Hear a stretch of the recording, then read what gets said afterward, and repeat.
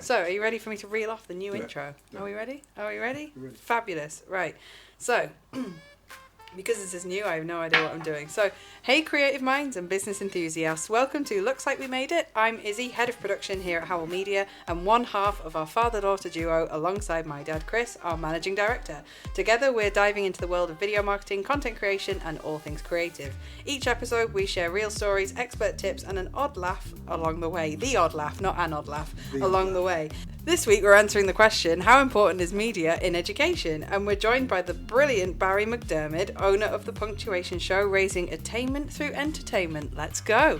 Let's go. Welcome. Thank you so much. Thank you so much for having me. I'm really excited to be on my first podcast as a guest. That is so exciting. And we're very proud that it's on ours. So welcome. Couldn't be anywhere else. Thank you so Honoured, much. Thank you. so the question, how important is media in education? In education. Wow, and that is a big topic to tackle, so we're going to give it our best shot. So do you want to give us a sort of snapshot of kind of what you do and kind of how you're qualified to answer that question, I suppose? Right, I mean, fundamentally, I suppose my credentials as regards education, I've actually worked before I got a job in teaching, so I did have some industry experience.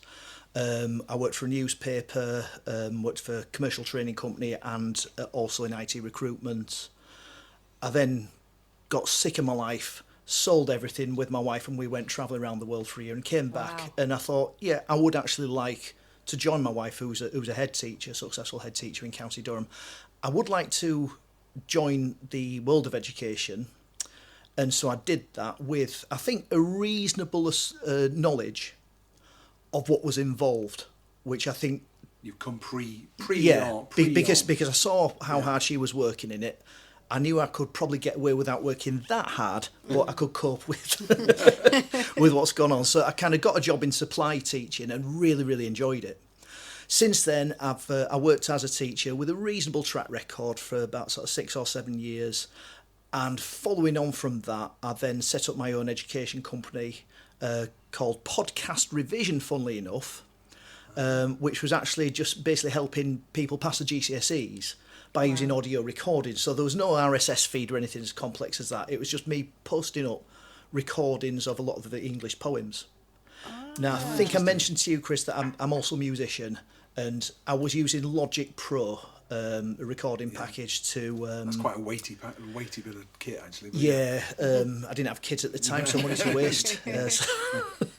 But I'd use that to basically sort of record versions of the poetry that we had to study, and just try and inject a bit of life, get sound effects. I mean, you guys obviously know the importance of that sort of sound effects to get that sort of life into your video and audio content. So I was trying to do that, and it did seem to work. We seemed to be like sort of raising that attainment. And then they changed the syllabus, got rid of all the poems. So all this work that I'd done is like, right, well, that was a waste of time. and so I thought, right, what's not going to change? And I thought, well, punctuation and grammar. Yeah. And hence the birth of my main business now, the Punctuation Show, where I travel around the country singing songs about punctuation and grammar. That is amazing. I love that. Well, it works in one or two ways. You see, you'll get the kids who are really into it, they absolutely love it.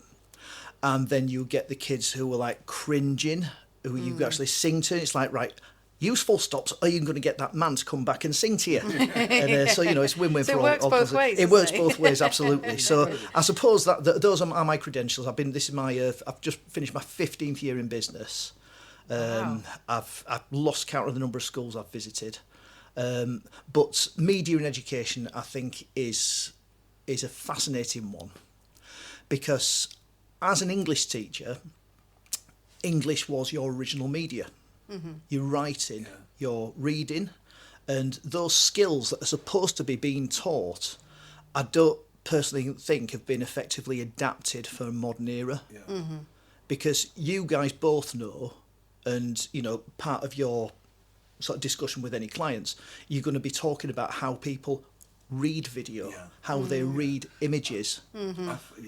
And we've touched upon that on the curriculum, but we've not really, in my opinion, we've not managed to effectively equip the nation with sufficient knowledge on how to do that. A lot of people talk about critical thinking at the minute, but I'm not seeing people talking about how to evaluate news sources. I'm not seeing a lot of people saying, right, okay, well, the mainstream media is this. I'm not seeing anyone telling me, well, this source is more credible and this is why. I think as well, the sort of like, just as a general kind of observation, that as beings, we are natural storytellers. And I think that in the past, storytelling formed a crucial part of being human, part of society, and Absolutely. I think that and that's why I think it goes hand in hand with songwriting and the delivery of messages. And I think that in my opinion, I think that what's happened is that as we've become quite insular, and that kind of magic of storytelling can be lost. And I think from our kind of creative angle in the media industry, that's an important role that we feel that we do. We're part of telling a story. You can't be. I mean, you've been. How long have you been in business, Chris? Long time. A long time. Well, Longer than I've been alive. Well, the original, as listeners have heard me say, the original version of this business I started in 1989. So I've seen quite a lot in that time. So I think the point being, you couldn't be successful in that because you can't go out and just sell. I can film you doing this, particularly in this day and age, because everyone's got a camera. No. Yes, you know a little bit more about so aperture reading, shutter speeds, and things like that. But the main difference for you guys is you go out and you can tell stories. Well, and the crucial thing in that as well is that, well 2 points really. You've actually lit my fire. You're in my wheelhouse here. I'm just going to go home. Yeah. Well, one observation is that to a certain extent the kit doesn't matter. You've got I always say, like, our kind of lead camera guys that we've got working for us here, they can produce some extraordinary work on literally, I said before, literally a potato is extraordinary.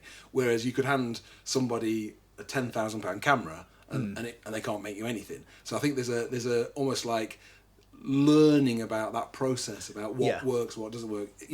And we love the fact that everybody's got a camera in their pocket. Everyone's got a studio in their pocket. Yeah, we love that. I think that goes hand in hand with what we're doing here. And I think as a second, more broad observation, again, is that notion that language and storytelling and the media, and then I guess I'll finally shut up. No. Just that again, that kind of trusted source thing. I mean, that's so, how to be discerning with the information that you're given. And I wouldn't want to be a 16-year-old now. No. Even though I look it, I wouldn't want that pressure.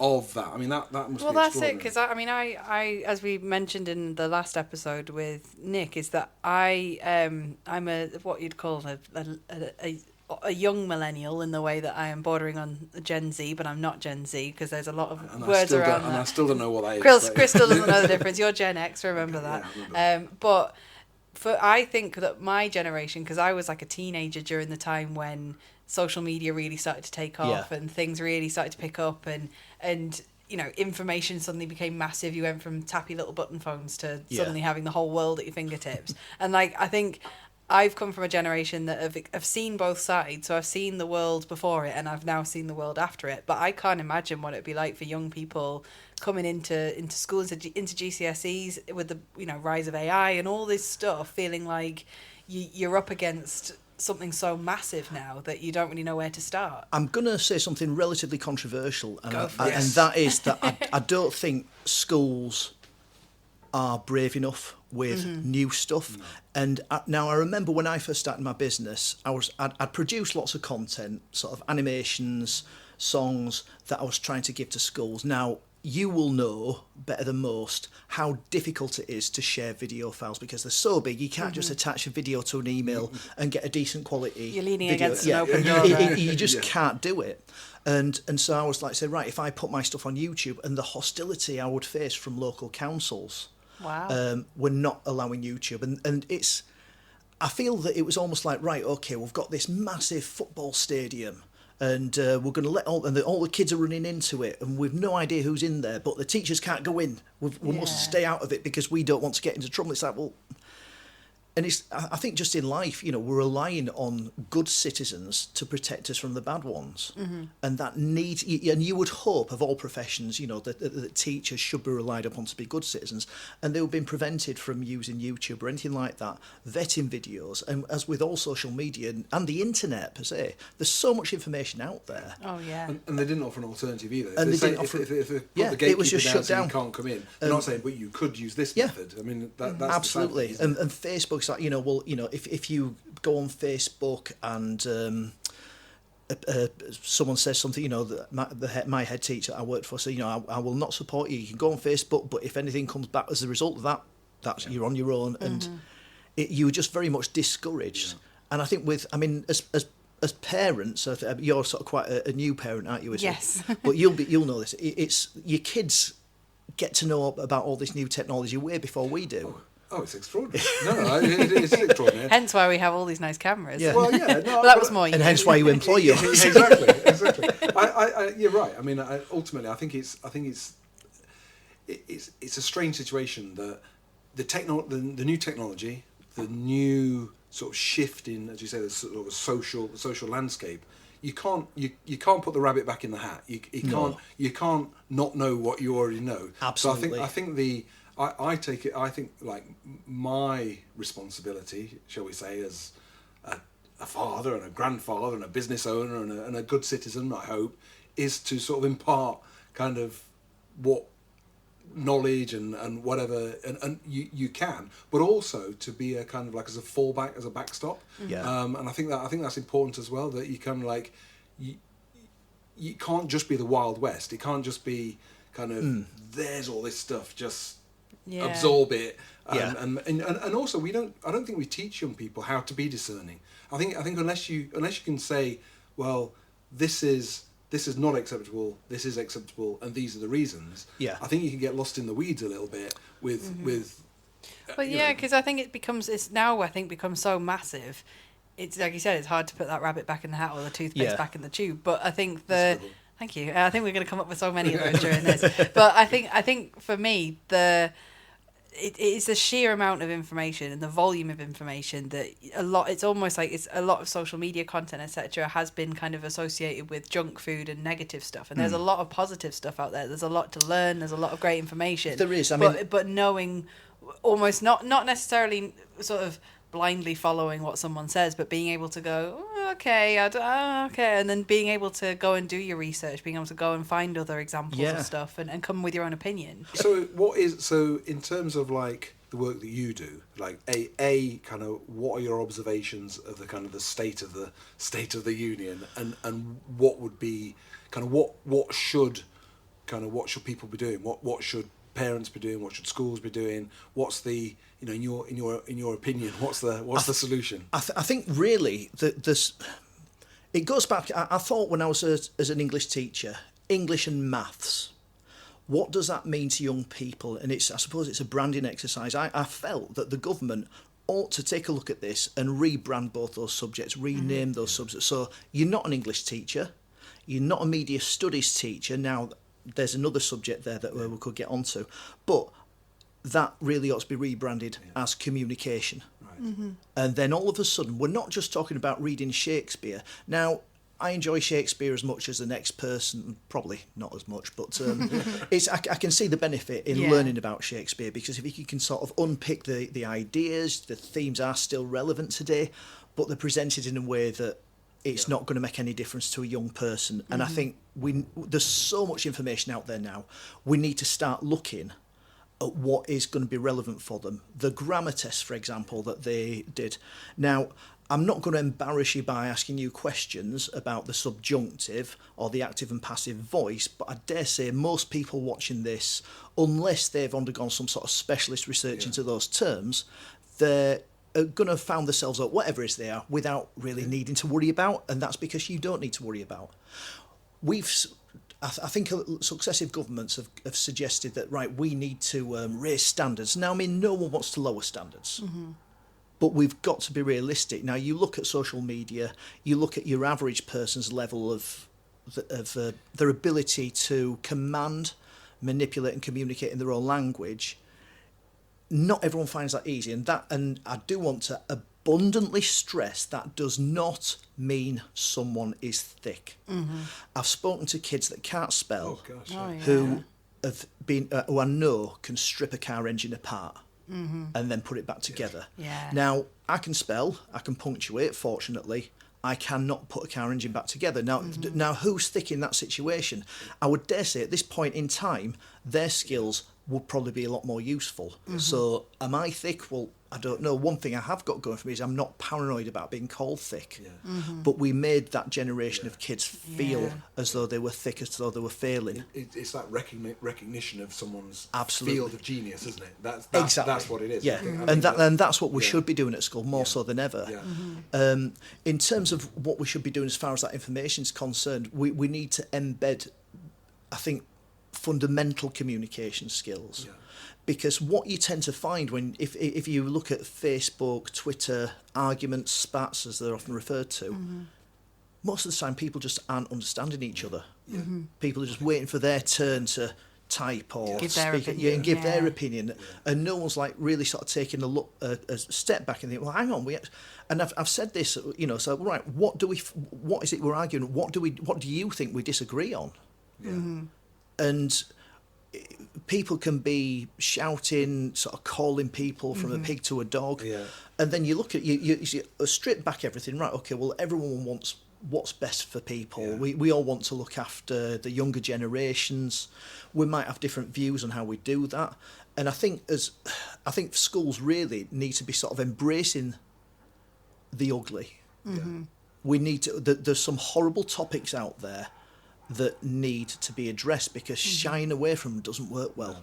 And I think, the schools that were saying you can't use YouTube, and it's the same mentality from sort of when the likes of you and I were at school. We were probably told, you're not going to have a calculator in your pocket at all times, are you? It's not really worked out, has it? But it's the same thing for like ChatGPT. We don't need to be teaching people perfect spelling. We need to be educating them as to how to write good prompts.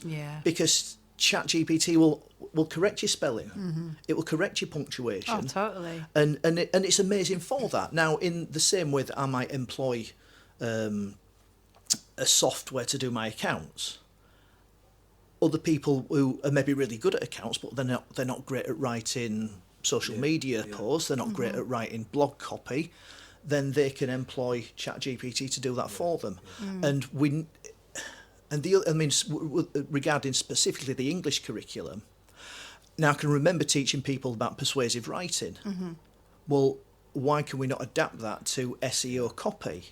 And and that really ought to be in there now, because in terms of reading, that's relevant. And it attracts the correct generation as well, because even when I was at school, it felt like what we were reading at the time felt very outdated and sluggish anyway. I'm lucky that, because I studied English at university and stuff, so I wore that English literature hat for a very long time, but like that it still felt outdated. And the example, I won't name my university, but the example of the university I was at was almost celebrated for being technologically revered. It had literally incredible technology at its fingertips that students could access and use, and it was really proud of that, and you could learn all kinds of like aerodynamics and engineering and all sorts of amazing stuff. But I studied English literature and history, so kind of just needed the books part of it. And in each module, it gave you these are the resources you need to use in order to answer these questions and to do these exams and whatever. And one of the resources that I had to get out the library was a VHS tape. And I didn't know anyone who owned one, but that was listed in the late 2010s to 2020s. It was listed as a resource to use to actually refer to and use in your coursework. And I remember thinking, this is a place that there's literally like a Formula One car being built over there, and I have to find a VHS machine. But it's mad. If that was imagine if that was just a QR code and you just look at it. Or a YouTube video, anything. Well, our first thought on that would probably be someone's recorded over that. Exactly. So it's ticked off my favourite programmes. It'll just be like, I don't know, something like Blackadder or something. I think that's also about the people doing the teaching have to be in the time frame. It's a bit like, I don't know, teaching sword fighting skills after the gun's invented. It's a bit like, well, that's a really good analogy, actually. But then, what's your opinion on? Because I think a lot of the immediate response that I hear whenever anyone talks about any kind of educational reform or reform in particular subjects, etc., is teachers are already overworked. They're already burnt out. They're already this. Like, what would you say is the best way to approach that, and for not to feel like teachers have to learn more and do more than they already are? I think the simplest way to do that might not be popular, and I do know that is accurate. And the reason I know that is because for my business, obviously I've got an email list, and every year without fail I can guarantee that a lot of those people are going to have moved on. I've met people who are phenomenal teachers, brilliant with kids, and I've seen it firsthand, and stuff's got too much for them. I remember going down to see one woman at school in the Midlands, and it says, you see, it's and it's like, sort of when pressure was like really ramping up, and I says, it's really nice because I'm getting loads of people complaining to me about how busy they are, how stressed they are, and you seem really great. You seem like you just manage it. I'm on antidepressants. And it's like, and she smiled as she said it, but she was serious, and it was really heartbreaking. This lovely gregarious woman, but to be honest, I think if I was in charge, I would do two things. I would scrap SATs, because SATs also put pressure on kids. Now, with the best will in the world, we can turn around and we can say, well, teachers shouldn't do that. But we're not living in a perfect world. If I'm stressed about something, I will do my best to keep my composure, but I'm going to be a bit agitated. I might be a bit more stressed, a bit more snappy. And you know, you I'm sure you both do it as parents. You know, you maybe up against a tight deadline. You maybe got an unexpected bill that's coming that puts you under that degree of pressure. And the people that are closest to you or that you're working with, you might just be a little bit short, despite how professional. Yeah, I didn't know that was coming. I think I'm easy to work with. You absolutely are, but I apologise. Do carry on. Well, you're lovely as a podcaster. So that's all I can say. Just as now I got the look. I'm a great believer in stuff being right or wrong. I'm not a grey. I know it's a bit of a sort of a hackneyed term, but you can't be a little bit pregnant. I kind of like things to be right. I can't. It's black or white, isn't it? In my business life, in what we produce here, and whatever we do, I can't. If it's not right, it doesn't go. Yeah. And I try and approach that as kind of my, not philosophy, but I try and live my life kind of by some quite basic rules or some quite sort of basic philosophies. But which is why I find it really fascinating. You know, like in terms of like. Yeah, I quite like punctuation being right. I quite like things to be right, and that might make me a dinosaur or a person from a previous generation or whatever. No, but I think it shows. Yeah, I do send whole texts. I'm not the best texter in the world, but I will put punctuation. I'm exactly the same. I think you can tell when someone was born by. Yeah. You know. I don't use. I see. The thing is, that's interesting as well, because I don't really use punctuation in text other than exclamation marks and question marks, because I feel like a full stop makes me sound angry. And like, and it's interesting that the way particularly, and that goes even further, like the younger generation. I think you've just hit the nail on the head as to what I was trying to point out earlier on. It's like, if I use a full, or we both use full stops, and we both clearly approach text in the same way, for our own reasons. Our own reasons are our own. Yeah. But it's like if we're sending something that we just think we've been accurate, but if you're interpreting it another way, and we don't know that because we're of a different generation. Yeah. To be honest, what I'd do is I'd be like this for the first 5 minutes, and then I'd ring you up and ask you. That would be kind of like the way I'd approach it. I'm often halfway through a text and then my phone, and it's you going, I can't be bothered to text anymore. But but what I would say is that like that interpretation feels almost like it's not out of date. I'm not calling either of you out of date here in this, what I'm saying, but like how I read text messages or any kind of content, things like emojis and ways to emote your language in ways that aren't just an exclamation mark, aren't just dreaded M dash. No one likes to talk about an M dash now, but like I'll put in a smiley face after a full stop now and then, just so people know I'm being nice. And actually, maybe but that's... that is I will do that. that. Is communication. You've made me feel down with the kids now. Hey, you put a smiley face. Yeah, that's great. Yeah, I'll put a and smiley that's face. it. But that in itself is like interesting how punctuation is developing and how language is developing at an alarming rate. Language always does. Language and grammar always does. I mean, from the grammar tests, what was it? And oh, please don't test us on our grammar. no. I think. I mean, that is one thing I will say. I do, like Chris, like to make sure that mine is as accurate as I can possibly make it. But when I tell people what I do, people do often say, "Oh my God, you made me feel really paranoid about my." Even teachers are saying that made me feel really paranoid about my grammar, my punctuation. I hope it's all good. I would never.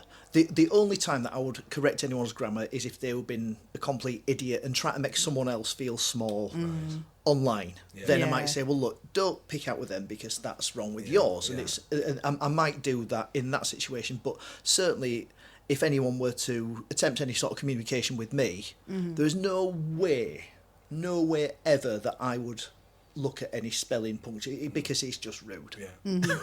Yeah, it's simple as it's just rude and people shouldn't do it. Totally. No, absolutely. And even if you do it in your own head, but I think I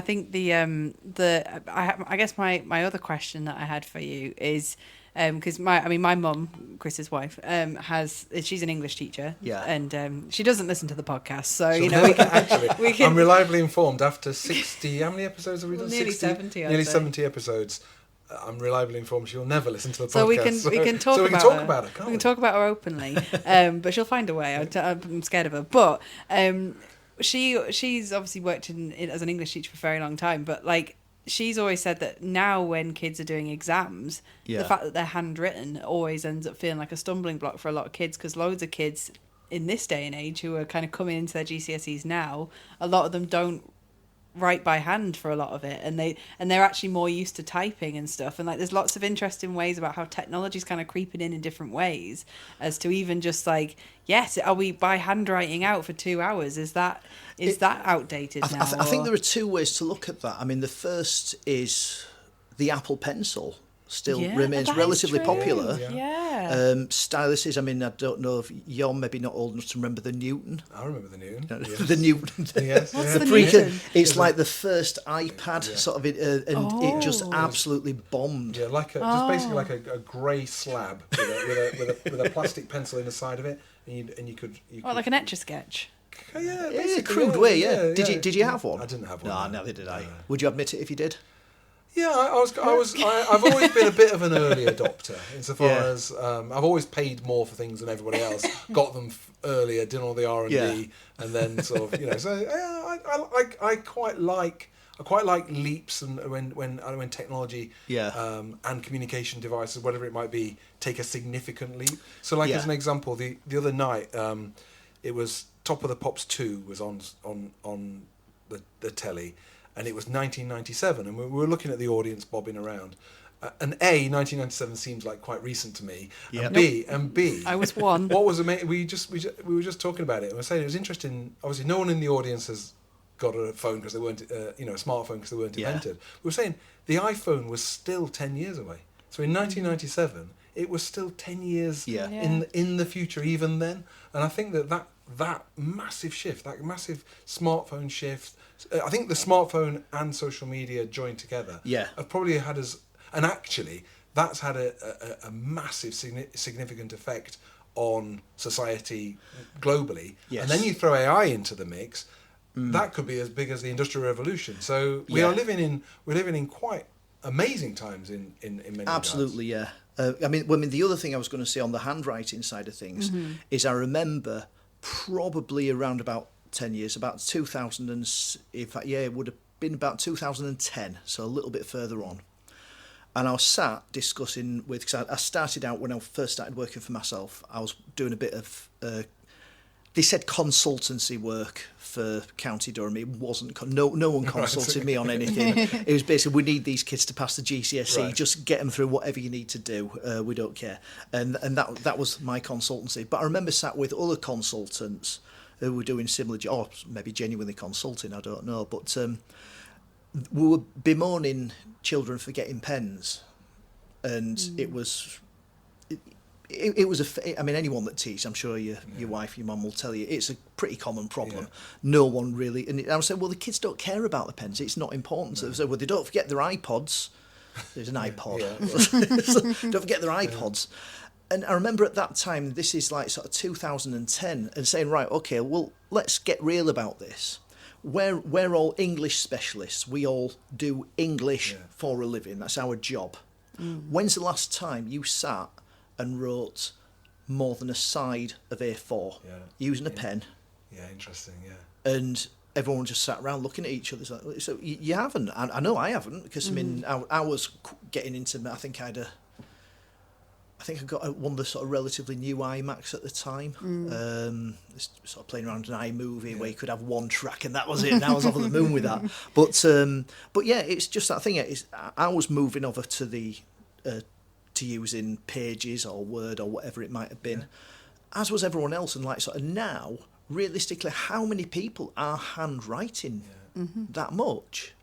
And yet we're placing so much store on that. And I think that's the thing with schools. It's like I mean, you're absolutely right to say that teachers are overworked, and that's because every problem society has, society's not communicating effectively, let's get it into schools and do that. Society's not eating properly, too much sugar, get that into schools. And everything, whatever it might be, get it into schools. We do need to have a serious conversation about what we need schools to teach us. Because I mean, and there might need to be some difficult decisions made as regards things like history and geography. Are we better off looking at the tools that we have in front of us and just teaching them to use those effectively? Now, in case in point, my youngest daughter, she's not particularly enjoying her history lessons at school at the minute, but via Snapchat, which is one of the socials that I'm not really having a huge amount to do with, but to both, and I think for that reason both my daughters are on it. And you know where I'm coming from. He does. Snapchat was around when I was a teenager. But you know, she's getting so much information and she's learning from the genuine sources, and I think, again, we do bemoan, it's as though we can control everything. And I think it's like, one saying, it's like the tighter you grip, the more slips through your fingers. And I think, I might be wrong in this. I was quite happy at a young age for my kids to have iPads, and my rationale behind that was I want them to be able to use the technology. Now, whether it works or not, I don't know. I'm quite happy to admit I could have got that wrong, and I may have done them both irreparable damage. I honestly don't know, but it's a decision I took. It's like, well, I'd rather they had a bit of free rein. I'd rather that they were happy to come and chat to myself or my wife about something, or each other about something that was bothering them. They're at an age now where, you know, I'm not the first port of call for discussing deeper issues or anything like that, but they do know I'm there. And I sort of think, as you've said, you know, like sort of with our wonderful metaphor, like sort of toothpaste being out of tube. What was the other one? Rabbit out of a hat. We can't, rabbit out of that. We can't put it back. Genie's out of the bottle. Yeah. It is, and we need to kind of attempt to deal with that and equip people as best we, because, you know, whatever. Going on to the text, we text in a certain way, you text in another. Neither way is better than the other. What is important that I really could do with knowing that some people might find a full stop aggressive, because if I'm texting someone for the first time and I'm texting someone from your generation, I don't know that, then, you know, that... Yeah, it's funny how... I mean, but it's interesting how everyone has their own interpretation of the same kind of language, but, like, I know that... like, I mean, I say my generation, the ones out there that are pushing 30, basically, that a lot of people think that way. And then you go further down the line and you speak to my cousins or people who are younger in their sort of late teens, early 20s, and they'll have a completely different opinion. And I feel like the timeline for how language is interpreted is getting so much narrower. Like, it feels like in the space of... It's a bit like having, like, 20 different dialects in one area, in the same way that you have... a million different interpretations within one small generation. always- So, oh my god, yes.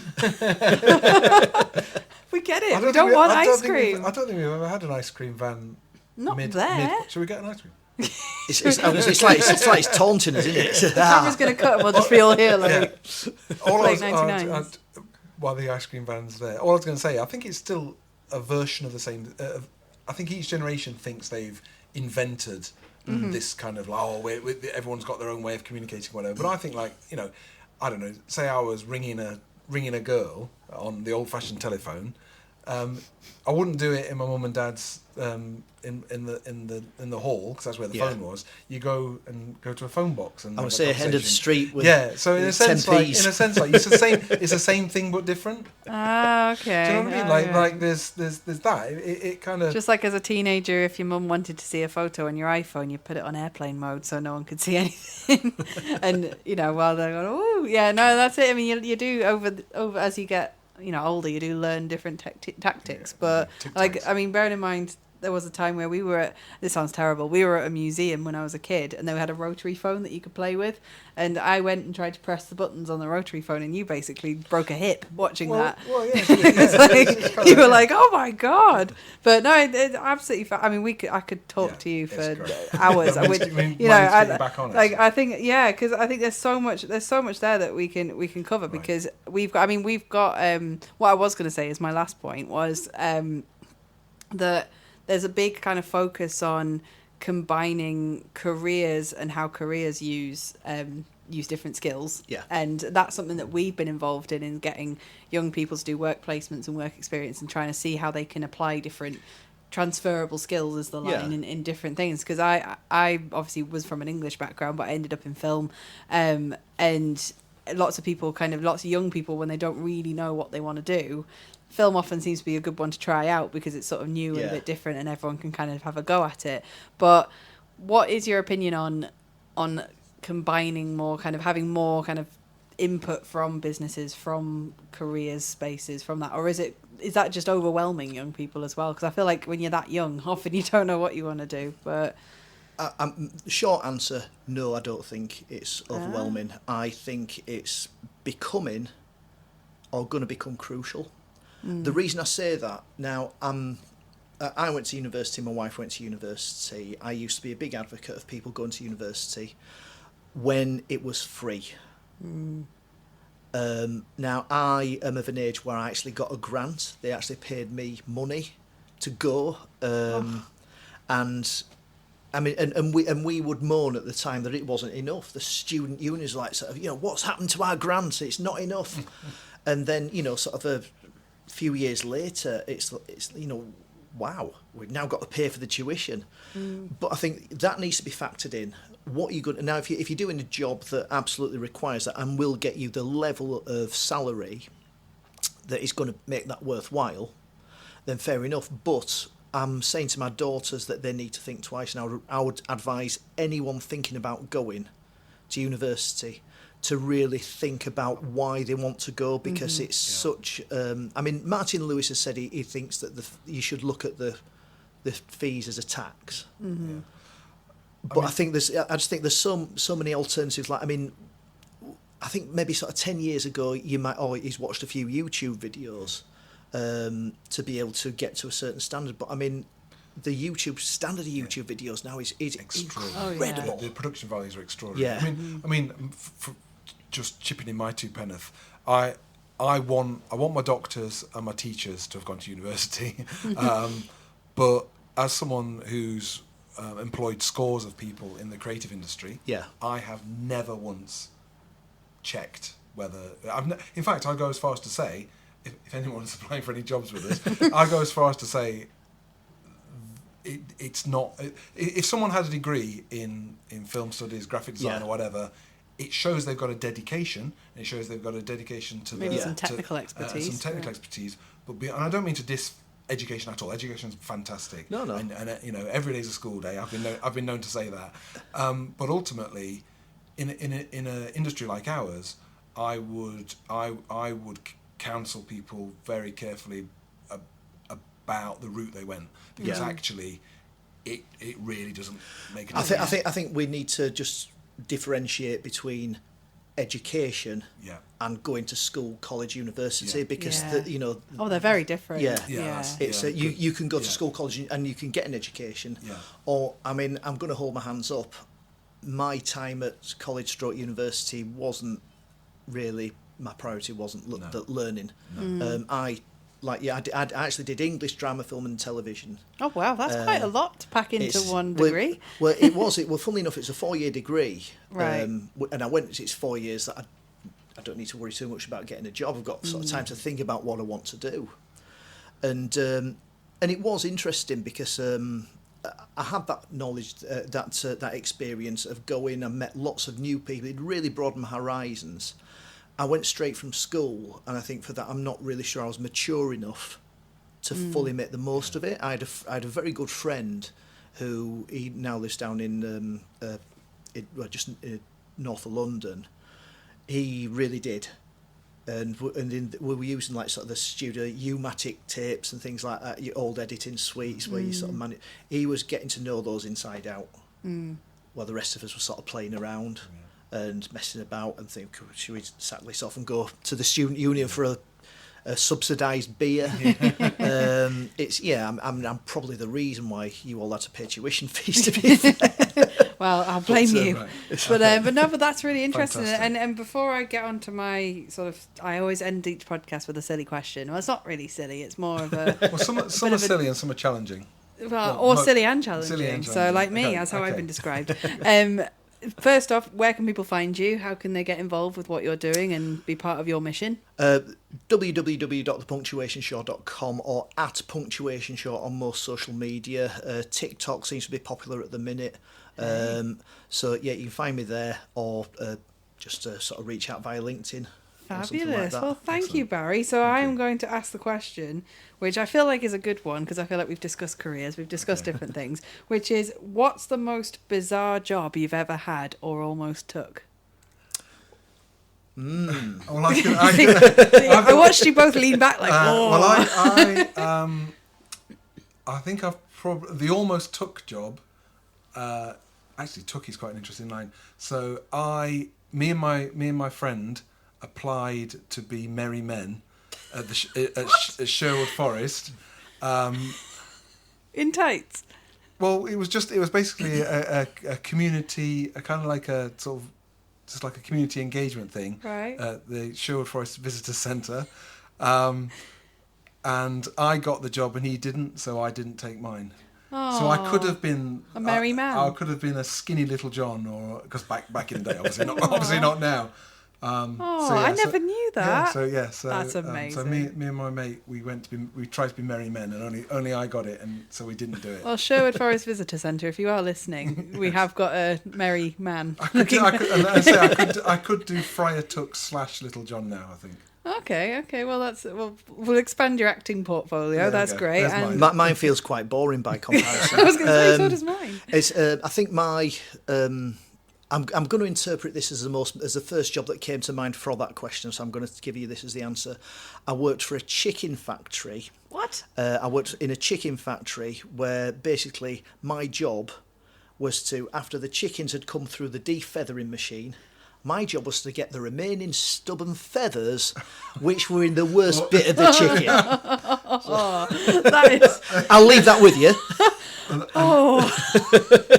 And when you're having your Sunday dinner, you'll be like, why would you leave a job like that? I mean, I don't get it. I mean, I can see some real career progression. That is unbelievable. And someone has to do it, though. Yeah. Someone has to do it, and just. Wow, what's the official role for that? Just plucker? Feather plucker? Don't say that wrong. I'm not sure. We're agency staff. Wow, that is amazing. But I think mine is very boring in comparison to both of you, because my first job as an editor, the office had a ball pit that you sat in and amongst to do your editing to make you all creative, and the job interview was held in a treehouse with a slide, and the only way you could leave the interview was going down the slide. So I arrived in basically a suit with a little handbag, and I had to sit with the handbag on my lap, dressed in a suit, and I had to leave the interview, shake hands and go bye, and go down the slide. Were you too uptight to get the job? No, I got the job, but then I had to go down the slide, and I just thought, this is just ridiculous. I think in that setting, I know we need to wrap up, but in that setting, what you want is two options. If you've got the job, you can go down the slide. If you haven't got the job, trap door. Someone pulls a lever, trap door, and away you go. Straight into a swimming pool. Or a Batman pool. That's the better solution. Yeah, so and that's my pitch for why we should have a ball pit in this office. So thank you so much, Barry, and that is a wrap on this episode of Looks Like We Made It. Thanks for tuning in, whether you're here for the video marketing insights, the storytelling magic, or just to hear me and my dad talk shop. We drop new episodes every other Tuesday, so hit that follow button and stay tuned for more tips, real life experiences, and behind the scenes stories from the world of content creation. If you want to keep this conversation going, you can find us on Instagram, LinkedIn, YouTube, and our website. Just search for Howell Media and say hi. We'd love to hear your thoughts, answer your questions, or even have you on the show just like Barry. If you've got a great story to share or fancy joining us for a chat just like Barry, drop us a message. We're always looking for inspiring guests just like Barry. Until next time, keep creating, keep storytelling, and remember, every great piece of content starts with an idea. And I'll see you in 2 weeks. Bye for now. Thank you.